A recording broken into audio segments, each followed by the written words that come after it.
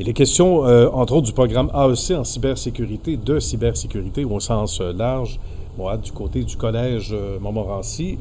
Quels défis on rencontre, on observe en tant que tel sur le terrain, surtout dans l'adoption, on dirait l'intégration des nouvelles compétences technologiques, que ce soit par exemple au niveau des travailleurs ou même des entreprises concernées. Ça ressemble à quoi?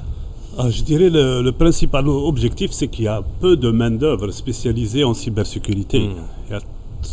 Elles sont très rares, les entreprises qui ont du personnel qualifié et capable de répondre aux attaques informatiques. Donc, c'est le principal défi. Ouais. L'autre défi, je dirais, c'est le manque aussi de sensibilisation à l'intérieur des entreprises sur un certain nombre d'aspects, de risques aussi, des menaces d'attaques informatiques. Il y a des attaques qui sont plus ou moins connues quand on parle des attaques qui visent, qu'on appelle les rançons logiciels, par exemple des pirates qui s'attaquent à un système d'information et qui vont le chiffrer, donc qui le rendent inaccessible et ensuite qui réclament des rançons. Ça, c'est connu, mais il y a d'autres menaces qui sont moins connues et auxquelles on devrait sensibiliser davantage donc les travailleurs, les employés d'une façon générale. On parle de types d'attaques. Je citerai par exemple les attaques d'ingénierie logicielle. C'est des attaques qui sont basées sur les caractéristiques de l'être humain.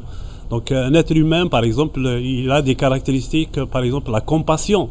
Quand il reçoit un appel de quelqu'un qui lui dit « je suis vraiment dans une situation vulnérable, j'ai besoin d'accéder à telle ou telle autre information », donc l'être humain, un employé qui n'est pas suffisamment sensibilisé, par compassion, il peut répondre.